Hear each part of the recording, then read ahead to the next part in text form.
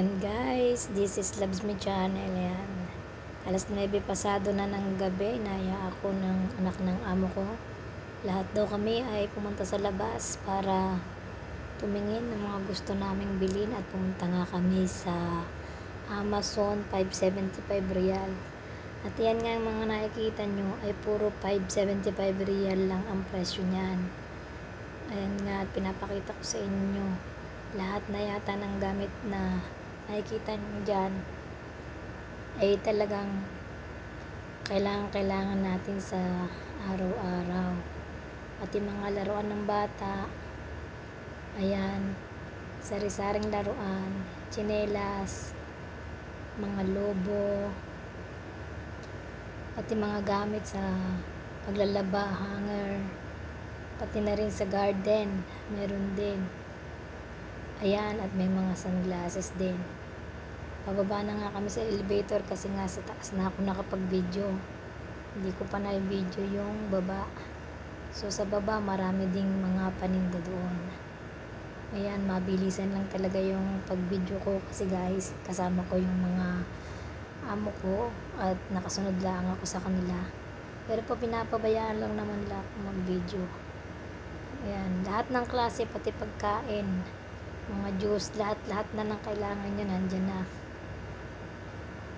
Kaya lang hindi na namin malibot yan lahat kasi sobrang lawak ng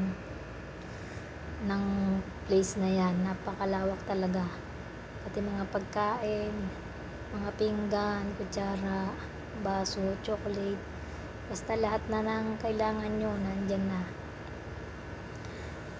Ayan, nakita nyo naman mga planggana, stainless, mga pang-baking, mga plato na porcelain, meron ding mga ayan, mga old stuff, ayan, parang palayok. Ayan. At yan na nga ang pinaka ginamit pinupuntahan ko. Pumupunta kami ng lima ang mga lagi silang naghahanap ng bago, syempre pati ako. Ayan, magagandang kutsara, iba-ibang klaseng kutsara, sandok, lahat ng mga gamit sa kusina guys. Kapag madami kang pera, talagang mapapabili ka. Kasi may engganyo ka sa makikita mo kasi iisa lang ang price nila. 575 real lang. So, mag-enjoy ka talaga sa mga makikita mo. Kung hindi ka marunong magpigil, ayan, pati mga gamit sa school, meron mga bata. Talagang kung hindi ka marunong magpigil mamili, talagang mauubos ang iyong pera. Ayan, pati mga paborito nyong snacks, makikita nyo rin dyan. Ayan na nga, malapit na kami sa cashier. Malapit na kami sa cashier kasi lalabas na kami. Ayan, daming si Cheeria, diba? Mga biscuit, cookies, iba't ibang klase. Sobrang dami talaga.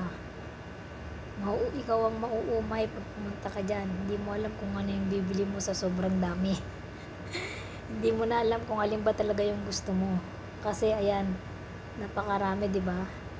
At yan na nga guys, lumabas na kami sa Amazon. Ayan, nakita nyo, Amazon, 5.75 real yan. Kasi pupunta kami sa susunod namin na pupuntahan. Pupunta naman kami doon sa noon, 575 din siya. Ayan, halos magkalapit lang sila guys.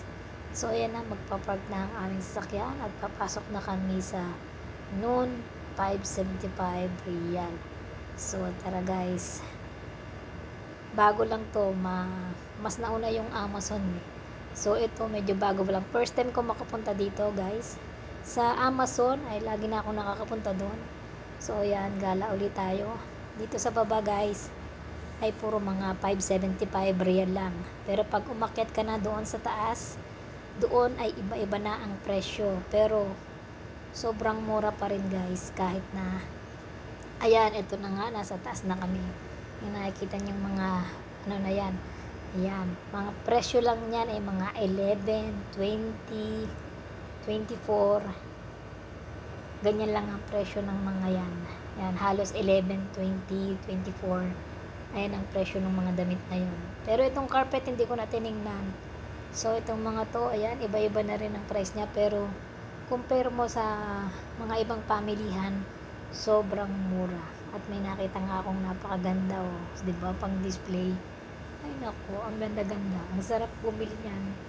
Kaso hindi naman ako magpapabagahe. Wala pa ako sa isip ko na magpabagahe. So ayan, sobrang dami talaga, nakakatuwang mamili. Ayan.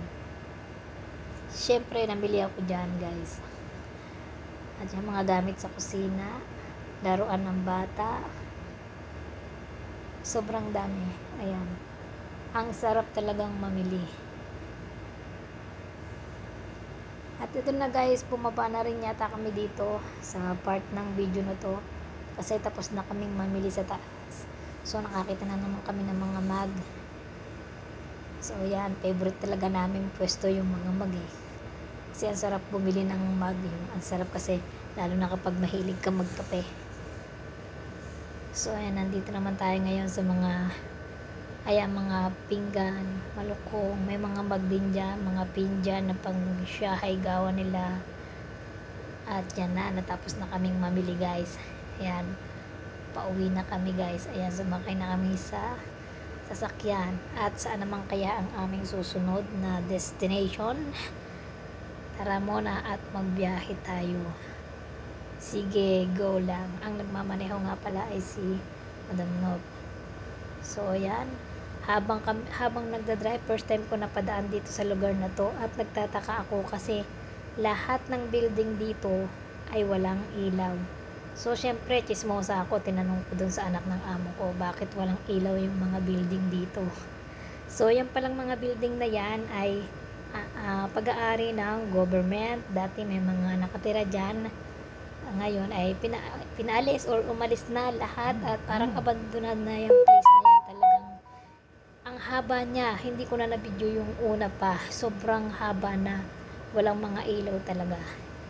And then dahil nagutom kami, ayan, ay hindi pa pala, dumiretso muna kami sa bilihan ng case ng iPad. So bumaba muna yung mag-ina at habang bumaba yung mag-ina, naghintay kami ng aking amo. At yan na, dumiretso na kami sa bilihan ng pagkain. So bumili kami dyan ng falafel. Ayan, dyan kami bumili ng falafel at ng iba pang maadyanat. Then after that ay umuwi na kami. So ito nga pala yung mga pinamili ko. Ayan, 2 plastic sa Amazon at sa noon. So ayan, sobrang nakatipid ako talaga dyan at nag-enjoy naman akong mamili. Pero pinigil-pigilan ko talaga yung aking sarili dahil bawal gumastos ng malaki, konti-konti lang. So ayan guys, sana ay nag-enjoy kayo dahil ako'y enjoy na enjoy. At ito na nga pala yung mga pinamili ko guys. Ayan, hindi ganun karami at sobrang mura lang talaga niyan, nakakatuwa lang. O diba, yung tsinelas na yan ay 17 real. So doon yan sa noon. So ang cute niya at favorite ko talaga ang green, kaya binili ko yan. So ayun lang guys, maraming salamat sa inyong panonood. Sana ay nag-enjoy kayo sa aking gala sa Lima-Lima. Kamsa. See you, bye bye.